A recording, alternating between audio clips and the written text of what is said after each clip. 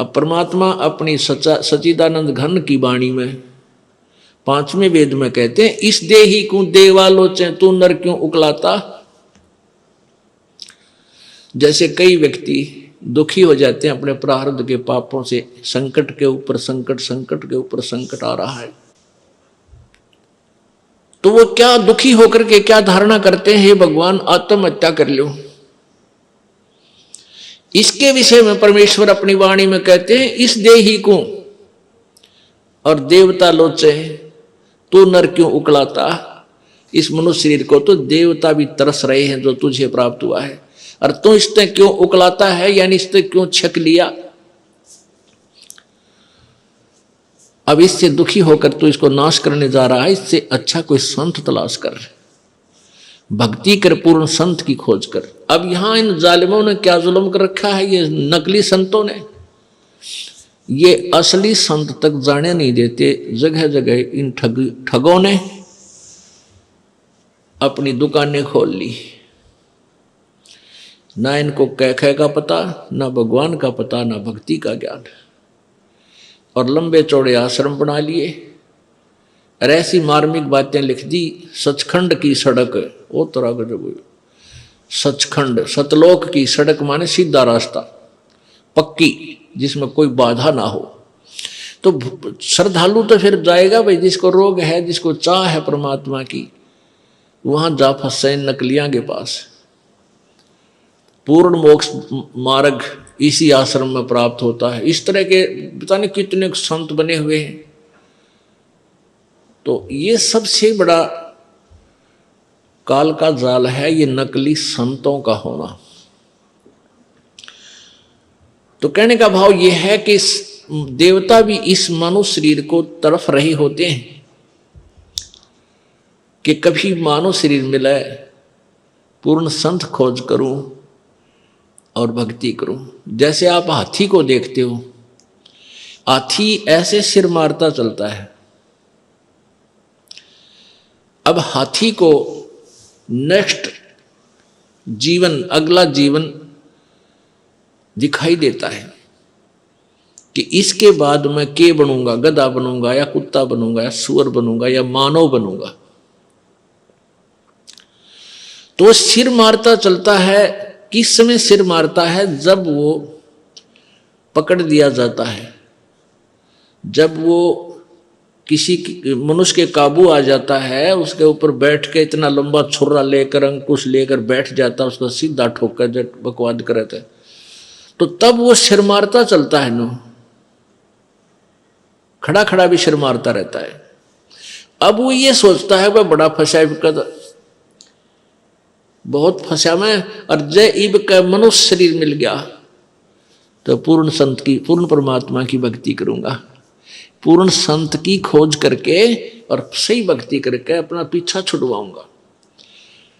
अब परमात्मा यहां क्या बताना चाहते हैं कि जो कुंजर सिर धुनत है, अगला जन्म सुझंत, इब कहेल नर करत सेव पूरे संत।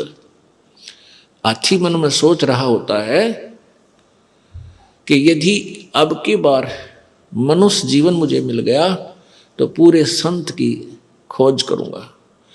अब परमात्मा फिर उसके ऊपर एक और कहते हैं कि हाथी अर्थात ये आत्मा मन के संयोग से इतनी ढीठ होगी। हाथी के विषय में कहते हैं कि हाथी तभी तक सिर पटक रहा है, धुन रहा है, जब तक यो बंद में आ गया और मनमानी इसको मस्ती नहीं कर पा रहा। इसलिए ये भगवान याद कर रहा है और ईब छोड़ दे इसने। अब इसको खोल दे यहां से और जंगल की तरफ कर दे। कति भगवान याद ना करे, उड़ा खावा केड़े के पेड़ा नर मार मस्ती फुर फुर नहावर ठाठ करे, नरी को बिद करे, कति सर नहीं धोने ना इसका याद आवा भगवान, हालांकि इसको पता भी है। तो इसलिए परमात्मा कहते हैं भाई, इस परमात्मा के तत्व ज्ञान के बिना ये प्राणी ना तो भक्ति कर सकता और ना ही अपने इस मानव जीवन को ठीक ढंग से जी सकता। इसमें कोरी को बद करेगा। थोड़ा सा कोई राजपद प्राप्त हो गया, कोई बड़ा सा अधिकारी बन गया तो धरती तोलन न हो जा। मंत्री, मुख्यमंत्री, प्रधानमंत्री, राष्ट्रपति बन जाए तो पता ना क्या सोच बैठा है, और भूल जाता उसमें कि तू इंसान भी है, तू जीव भी है। तो ये जो चौंध लावा है, ये काल लगावा है, ये भूल जो डालता है, ये काल लगाता है कि ताकि ये नरे कर्म फोड़ ले अपने और पापों की गठड़ी बांध ले। क्योंकि अच्छी आत्माएं पूर्व जन्म की होती हैं, वो ही कोई उच्च पद, अच्छा धन प्राप्त करती हैं।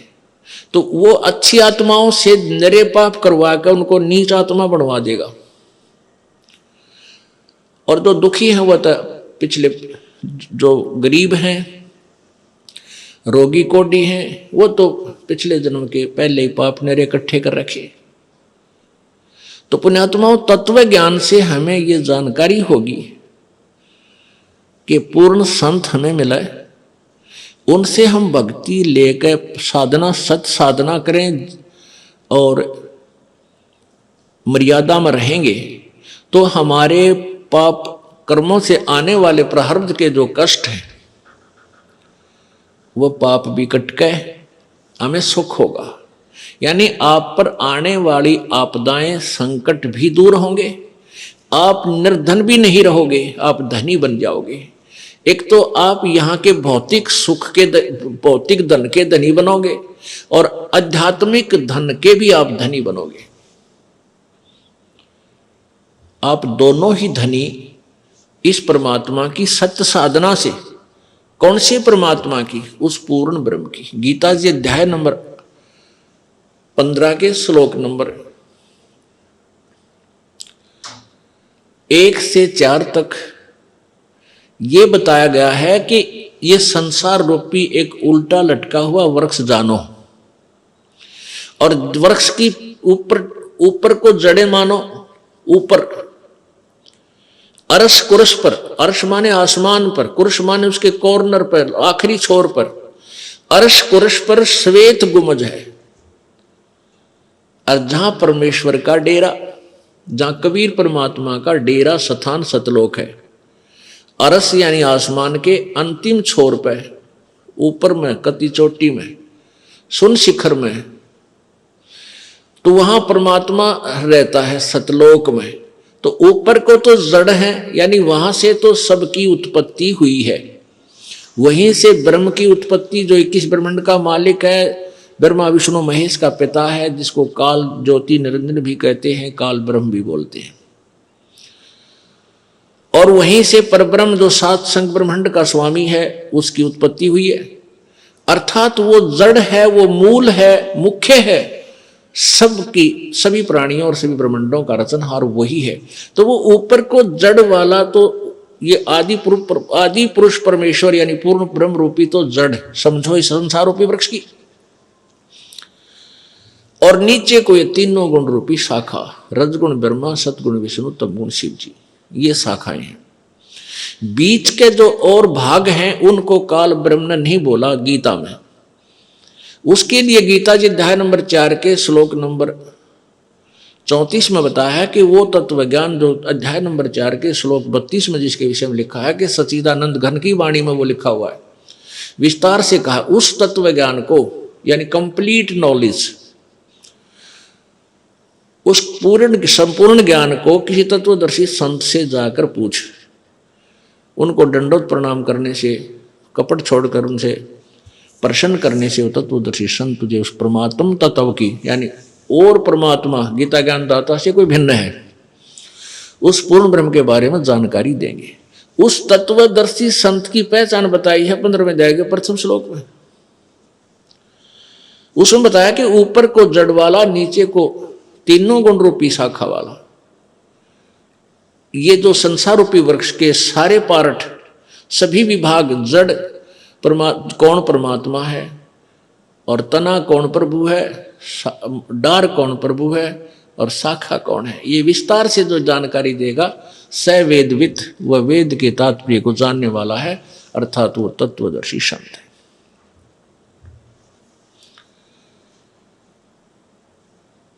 पुण्यात्माओं, परमेश्वर स्वयं आए थे, अप आरती अप साजे, अप किंगर अप बाजे, अप ताल झां जनकारा, आप नचे आप देखण हारा। कह कबीर ऐसी आरती गाऊं, आपा मध्य आप समाऊं। तो परमात्मा स्वयं ही आए हैं, आपा आरती नहीं होगी, आपा साजे, आपा किंगर, आपा बाजे, आपा नचे और आपा देखण आ रहा। आप ही एक दास की भूमिका कर रहे हैं परमात्मा, और स्वयं ही सब ब्रह्मांडों का संचालन करने वाले भी वही हैं, सबकी देख रेख भी वही कर रहे हैं। तो उन्होंने स्वयं ही आकर के ये ज्ञान बताया था, तत्व ज्ञान बताया था। उसमें वो क्या ज्ञान बताया था कि अक्षर पुरुष एक पेड़ है, निरंजनवा की डार, और तीनों देवा शाखा है, ये पात रूप संसार। उस परमेश्वर ने ही डिटेल बताई सारी। जड़ तो वो खुद मालिक है ही, उससे अलग बता रहा है कि जैसे पेड़ आपको बाहर नजर आता है पृथ्वी से, तुरंत वो मोटा जो हिस्सा होता है वो तना है। ये संसार रूपी वृक्ष का जो 7 संग ब्रह्मांड का जो अक्षेत्र है, उसका मालिक है, उसको तो समझो तना है, और वो है परब्रह्म यानी अक्षर पुरुष। उससे फिर आगे मान लीजिए तना का एक डार निकलती है मोटी, उसको समझो ये अक्षर पुरुष, अक्षर यानी सर पुरुष यानी ब्रह्म ज्योति निरंजन कहो, इसे काल कहो। और उस डार के फिर 3 शाखा हैं, ये रजगुण ब्रह्मा, सतगुण विष्णु, तम गुण शिवजी रूपी शाखा, और फिर पात रूप संसार। इस विस्तार से जो बताएगा स वेदवित, वो तत्वदर्शी संत है। तो तत्वदर्शी संत की खोज करने के बाद उस परम पद परमेश्वर की खोज करनी चाहिए। जब तत्वदर्शी संत आपको मिल जाए, उसके पश्चात गीता जी अध्याय नंबर 15 के श्लोक 4 में कहा है कि तत्पश्चात परमात्मा के, उस परमेश्वर के उस परम पद की खोज करनी चाहिए, जहां जाने के बाद फिर संसार में लौटकर प्राणी कभी नहीं आता। और जिसने सारे ब्रह्मांडों की रचना की है, जिस भगवान ने, और गीता ज्ञानदाता कहता मैं भी उसी की शरण में हूं, उसी की भक्ति करनी चाहिए। गीता जी अध्याय नंबर 18 के श्लोक नंबर 62 में कहा कि अर्जुन तू सर्वभाव से उस परमेश्वर की शरण में जा, जिसकी कृपा से तू परम शांति और शाश्वत स्थान अर्थात सनातन परम धाम को यानी सत्यलोक को प्राप्त होगा। वहां जाने के बाद फिर कभी जन्म मृत्यु नहीं होगी। वहां जाने के बाद प्राणी कभी लौटकर संसार में नहीं आते। 15वें अध्याय के 4थे श्लोक में स्पष्ट किया है। और इन 3 प्रभुओं के विषय में गीता जी अध्याय नंबर 15 के 16 और 17 श्लोक में स्पष्ट किया है। एक क्षर पुरुष, एक अक्षर पुरुष, यानी एक ब्रह्म, एक परब्रह्म, और ये दोनों ही नाशवान हैं। इनके लोगों के प्राणियों का भी सतुल शरीर नाशवान ही है, और जीवात्मा सबकी वो तो अमर है ही, गधे की भी है, कुत्ते की भी है। फिर 17वें श्लोक में 15वें अध्याय के गीता जी में कहा है कि उत्तम पुरुष है, पुरुष माने प्रभु, उत्तम पुरुष है तो अन्य परमात्मा इति उदाहरते। और ये लोग तरनम आविश्य विभर्ति आवे ईश्वर है, कति स्पष्ट कर दिया है कि जो उत्तम पुरुष, पुरुष माने प्रभु, उत्तम माने श्रेष्ठ यानी सही भगवान, तो इन ऊपरलों से और ही ऊपर वर्णित 16वें श्लोक में वर्णित भगवानों अक्षर पुरुष, क्षर पुरुष और अक्षर पुरुष से कोई और ही है, और वही परमात्मा इति उदाहरते उसको भगवान कहा जाता है। और वही लोक तरम आविश्य विभर्ति, तीनों लोकों में प्रवेश करके सबका धारण पोषण करता है, वो अवय ईश्वर है। अवय माने अविनाशी, वो वास्तव में अविनाशी परमात्मा है। तो पुण्यात्मा हमने उस परमात्मा की भक्ति करनी है।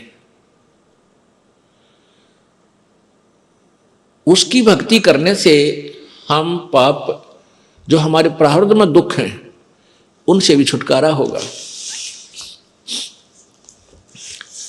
हमारे जो प्रारब्ध में दुख हैं उनसे भी हमारा छुटकारा होगा, क्योंकि मासा घटे न चल बधे, वेद न लिखे जो लेख, सच्चा सतगुरु मेट करे ऊपर मारे मेखे। कहते हैं मासा घटे न चल बधे, वेद न लिखे जो लेख,